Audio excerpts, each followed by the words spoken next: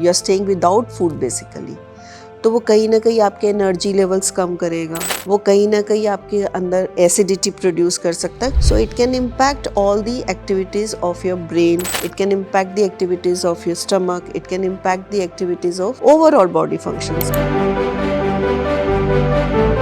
Homemade diet जो है, मान लो जैसे पूरे दिन में एक ही मील खाया जा रहा है, अब वो उस मील में या तो बहुत सारा खा ले, है ना, कि भाई पूरे दिन तक चलाना है बॉडी को, और या तो वो हेल्दी थोड़ा सा खाए, फिर पूरे दिन जो उसको भूख लग रही है वो उस क्रेविंग के कोई साइड इफेक्ट्स बॉडी में नहीं देखने को मिलेंगे. So they have to eat sensibly.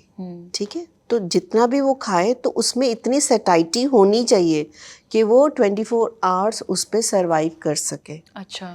तो it cannot be a very small meal, it has to be a meal which provides you satiety.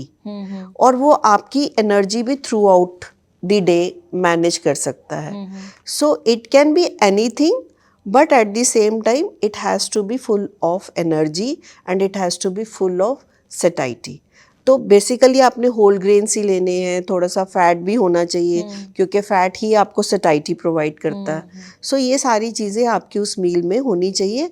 Plus हमें ये भी देखना है कि जो आपकी रिकमेंडेड वैल्यूज़ हैं न्यूट्रिशन की, जैसे कि आयरन है, कैल्शियम है, प्रोटीन है या कार्ब्स हैं, वो भी उस मील से फुलफिल हो जाए.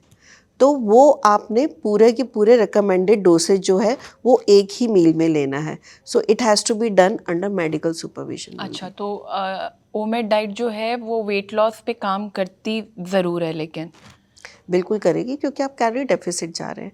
But at the same time if it is very rich in calories it is not going to work. इसके साइड इफ़ेक्ट्स भी देखने को मिलते हैं. इसके साइड इफ़ेक्ट्स तो होंगे ही. You are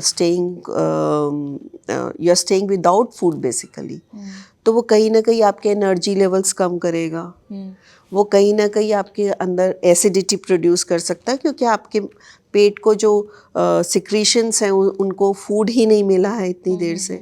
so it can impact all the activities of your brain, it can impact the activities of your stomach, it can impact the activities of overall body functions. Brain fog हो सकता है उससे, तो और आपको चक्कर आ सकते हैं. तो इस तरह की डाइट्स करना इज़ नॉट एडवाइजेबल. तो अगर आप कोई भी डाइट फॉलो करते हैं वेट लॉस के लिए, तो आपको ये मेक श्योर करना चाहिए वो अंडर द गाइडेंस होना चाहिए. आपको अपने एक्सपर्ट से सलाह लेने के बाद ही कोई डाइट को फॉलो करना चाहिए.